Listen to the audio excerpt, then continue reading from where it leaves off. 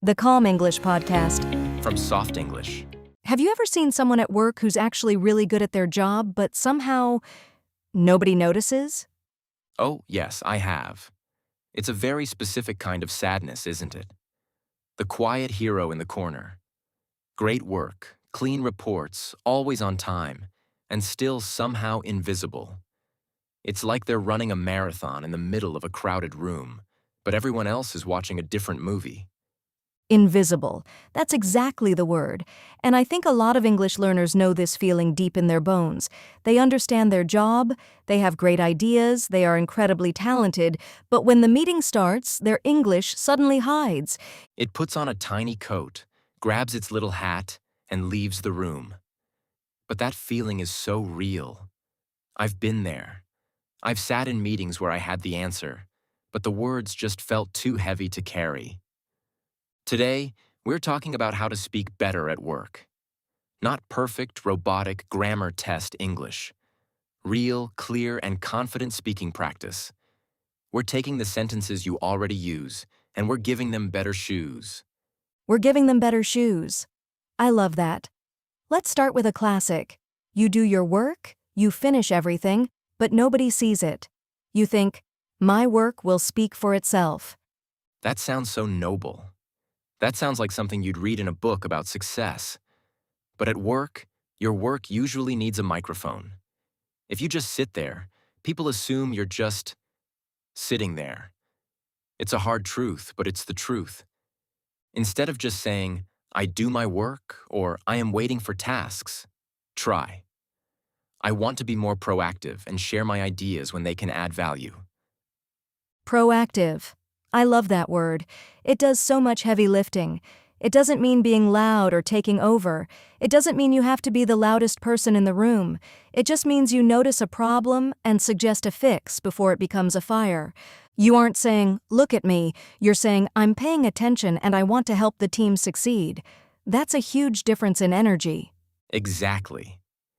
And when you say, I want to be more proactive, you aren't just giving a status update. You're signaling your ambition. You're telling your boss that you are invested in the outcome, not just the output. It's a way of saying, I care about where we are going. It is, and it's about safety too. Sometimes we don't speak because we are afraid of being wrong, but being proactive means you are willing to try. Okay, let's look at another one. What about when you have an idea, but you're afraid you'll ramble for 10 minutes? You know the feeling. You start a sentence and you realize you have no idea where it's going to end. Yes, we've all been in that meeting. The meeting trap. You start talking, and then suddenly you're telling a story about your weekend, or you're over-explaining a simple detail. Speaking clearly isn't about speaking more, it's about being precise. Instead of saying, I want to say my idea, which is okay but very plain, try, I'd like to articulate my idea clearly. Articulate. It sounds like a big word, but it just means expressing your thoughts in a way people can follow. And here is the secret. You can make small grammar mistakes and still be totally articulate. People will remember the idea, not the mistake. Don't wait for perfection. That's such a good point. Perfection is the enemy of articulation. When you say, I'd like to articulate my idea, you're giving yourself a moment to breathe. You're inviting everyone else to focus. You're saying, I have something important to say, let's hold the space for a second. It changes the rhythm of the meeting. It makes you the one who sets the pace. It really does.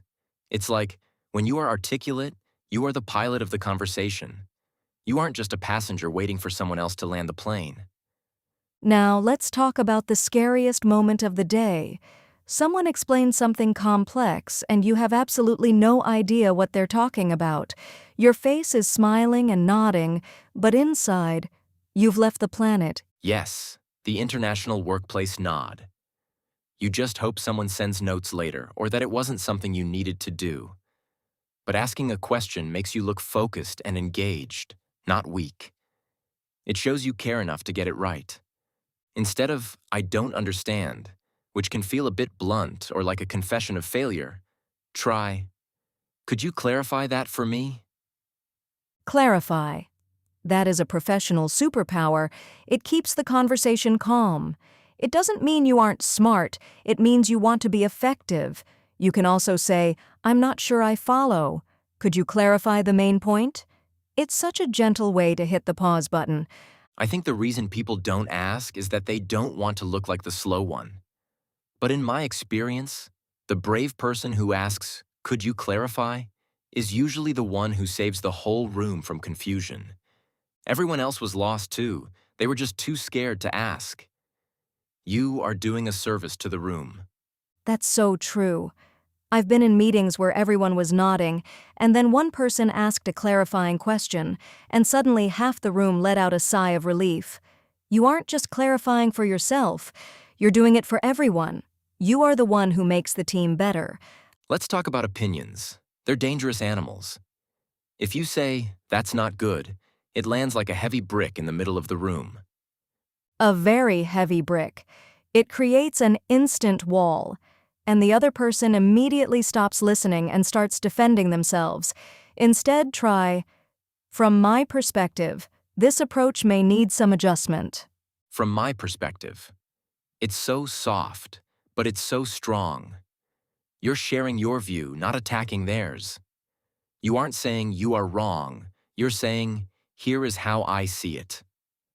And that leads to being assertive. Assertive isn't aggressive and it isn't passive. It's the middle path. I love that middle path. Being assertive is just about being steady. I see your point, but I have a different perspective. That phrase is gold. You're holding your ground without pushing other people down. You're just bringing your idea forward and leaving it there for people to see. It's a very calm way to be powerful. And finally, giving feedback. This is the hardest one. If you go to a colleague and say, "This is wrong," you've basically just closed the door on a relationship. But "Can I offer some constructive feedback?" opens the door wide. Constructive. That's the key. It means you're trying to build, not break. It's a tiny, polite screwdriver, not a giant hammer. When you use that word, you're telling the other person, "I'm on your team. I want us both to be better." It changes the whole dynamic. It makes the conversation about the work, not about the person. It makes it okay to talk about things that aren't perfect. Let's recap our 6 workplace words because I think it helps to hear them again. We have proactive, articulate, clarify, perspective, assertive, constructive. Speaking better at work isn't about becoming a different person. It's not about being perfect. It's about choosing sentences that help your real value become visible. Your ideas deserve good sentences. They deserve a microphone. We talk about this a lot on this show, how the language you choose changes how you feel and how others see you. And I think it's important to remember that it's okay to be a quiet hero. You don't have to change who you are. You just need to make sure the door to your ideas is open. That's the whole point of Soft English, real words for real feelings. If this helped you, subscribe and share it with someone who needs it. We'll see you in the next conversation. Take care and go rest.